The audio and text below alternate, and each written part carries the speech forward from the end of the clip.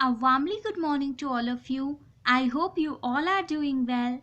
आज हम अपनी हिंदी पाठ्य पुस्तक का पाठ 4 पढ़ेंगे जो है झांसी की रानी।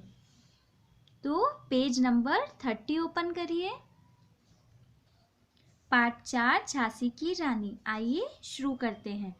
छोटी सी बालिका घोड़े से नीचे कूद पड़ी। उसके पिताजी ने कहा, शाबाश बिटिया, बहुत बढ़िया घुड़सवारी की है। तुमने घोड़े को भी खूब तेज भगाया, दीवार भी फांद ली, उसकी पीठ पर खड़ी भी हो जाती हो। वाह। बालिका बोली, पिताजी, सिर्फ शाबाशी से काम नहीं चलेगा। मैंने घुड़सवारी तो सीख ली, अब मुझे हाथी की सवारी करनी है। मुझे हाथी लाकर दो। पिताजी ने बहुत समझाया, बेटी, मैं हाथी लाकर नहीं दे सकता। मेरे पास हाथी खरीदने के लिए धन नहीं है। हाथी पालने के लिए भी बहुत पैसा चाहिए। परंतु बालिका जिद करती रही। तब उसके पिताजी बोले, पुत्री, तुम्हारे भाग्य में हाथी की सवारी नहीं है। वह फौरन बोली, पिताजी, मेरे भाग्य में एक नहीं 100 हाथी हैं। पिताजी आश्चर्य से उसका मुंह ताकते रह गए। जानते हो यह बालिका कौन थी? बालिका थी मनुबाई। आगे चलकर वह झांसी की रानी लक्ष्मीबाई के नाम से प्रसिद्ध हुई। उसने बहादुरी के अनेक कारनामे किए। हमारा देश झांसी की रानी को स्वतंत्रता संग्राम की वीरांगना मानता है। लक्ष्मीबाई का जन्म 19 नवंबर 1835 को बनारस में हुआ था। उनका बचपन का नाम मनुबाई था। जब मनु 4 वर्ष की थी तब उनकी माँ भागीरथी की मृत्यु हो गई। मनु के पिता मोरोपंत अपनी 4 वर्ष की बेटी को लेकर कानपुर के पास बिठूर आ गए। मनु का बचपन यहीं बीता। मनुबाई ने तैराकी सीखी। तैराकी के मुकाबले में वह अच्छे अच्छे तैराकों को हरा देती थी। मल्ल विद्या और घुड़सवारी भी उनके बचपन के शौक थे। तलवार, तीर कमान आदि विभिन्न प्रकार के हथियारों को चलाने में उसने बचपन से ही अपना कौशल दिखाना शुरू कर दिया था। जब बाप बेटी में हाथी की बात चल रही थी कि तभी वहां एक ज्योतिषी आ गए। ज्योतिषी ने मनु की जन्म कुंडली देखी, उसका तेजस्वी चेहरा देखा और कहा, मोरोपंत जी, मनु बेटी निश्चय ही महारानी बनेंगी। उस समय किसी को ज्योतिषी की बात पर विश्वास नहीं हुआ। यह सन 1848 की बात है। कुछ समय बाद ज्योतिषी की बात सच साबित हुई। झांसी के राजा गंगाधर राव के कोई पुत्र नहीं था। मनु की निडरता, बहादुरी देखकर उन्होंने मनु से विवाह कर लिया। मनु लक्ष्मीबाई के नाम से झांसी की रानी बनी। लक्ष्मीबाई ने एक पुत्र को जन्म दिया।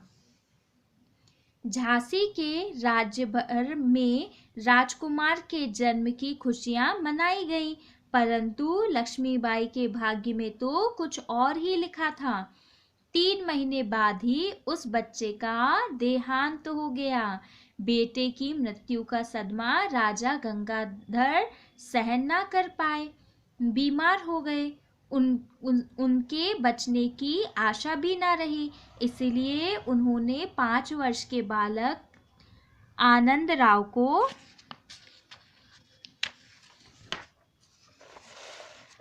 राव को गोद ले लिया। राजकुमार का नाम दामोदर राव रखा गया। कुछ दिनों के बाद राजा भी स्वर्ग सिधार गए। उस समय लक्ष्मीबाई की आयु 18 वर्ष की थी। यह वो समय था जब भारत में अंग्रेज कूटनीति से भारतीय राजाओं की रियासत को अंग्रेजी राज्य में शामिल कर रहे थे। अंग्रेजों ने दामोदर राव को राज्य का उत्तराधिकारी नहीं माना। और लक्ष्मीबाई को भी राज्य की उत्तराधिकारिणी के लिए स्वीकार नहीं किया। रानी ने बहुत कोशिश की, लेकिन अंग्रेजों ने झांसी पर अपना कब्जा कर लिया। रानी ने अंग्रेजों से पत्र व्यवहार किया और झांसी राज्य पर अपना अधिकार की मांग की, लेकिन इसका कोई नतीजा नहीं निकला। लक्ष्मीबाई अंग्रेजों के अन्याय पर तिलमिला उठी। उन्होंने अपने साथियों को बुलाया और घोषणा कर दी कि मैं चुप नहीं बैठूंगी, चाहे मुझे अपने प्राण ही क्यों ना देने पड़े। पड़ोसी राजाओं ने रानी का साथ नहीं दिया। एक स्त्री को अपना प्रतिनिधि मानना उन्हें अच्छा नहीं लगा। उन्होंने अंग्रेजों की सहायता की। रानी शस्त्र विद्या जानती थी, शासन का कार्य और प्रजाजनों का सहयोग लेने में निपुण थी। 7 जून 1857 ईस्वी को झांसी में क्रांति की चिंगारी फैल गई। राज्य में घूम घूम कर उसने पुरुष और औरतों की सेना तैयार की और स्वयं सेना की कमान संभाली। झांसी की रानी ने आसपास का क्षेत्र वीरान कर दिया, ताकि अंग्रेज सेना को अनाज और पानी नहीं मिल सके। रानी स्वयं मर्दाना वेश धारण कर युद्ध क्षेत्र में कूद पड़ी और किले पर विजय प्राप्त की। धैर्य, वीरता और दृढ़ता के साथ लड़ते हुए उसने कितने ही अंग्रेज सैनिक अधिकारियों को मौत के घाट उतार दिया, अंग्रेजों के छक्के छुड़ा दिए। दूलाजी नाम के विश्वासघाती ने अंग्रेजों को रानी के तोपखाने और बारूद खाने का पता बता दिया। रानी के विश्वसनीय तोपची खुदा बख्श और गुलाम गोस मारे गए। अंत में लक्ष्मीबाई भी अंग्रेजी सेना से घिर गई, परंतु उसने पराजय स्वीकार नहीं की। मोर्चा बनाकर लड़ती रही। वह बुरी तरह घायल हो गई। लक्ष्मीबाई को अपना अंत समय दिखाई देने लगा। लड़ते लड़ते उनके बहुत से साथी वीर गति को प्राप्त हो गए।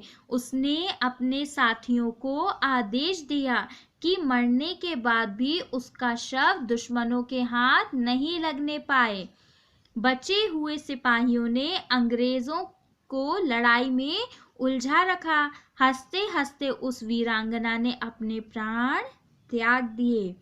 उसके वफादार अंगरक्षकों ने वहीं एक कुटिया बनाकर रानी का दाह संस्कार कर दिया।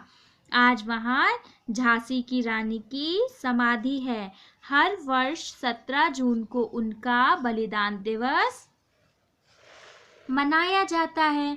बुंदेलखंड का चप्पा चप्पा रानी की वीरता की याद दिलाता है। सबके मुंह पर हमेशा एक ही बात रहती है, बुंदेले हर बोलो के मुंह हमने सुनी कहानी थी, खूब लड़ी मर्दानी वो तो झांसी वाली रानी थी। तो बच्चों, यहाँ आपका ये लेसन, ये पाठ कंप्लीट हुआ। तो आपको कैसी लगी रानी लक्ष्मीबाई की कहानी? आपको समझ आया कि किस तरीके से उस वीरांगना ने अपने प्राण गंवा दिए और किस तरीके से अंग्रेजों से लोहा लिया और बिल्कुल दृढ़ता के साथ लड़ती रही और हार नहीं मानी।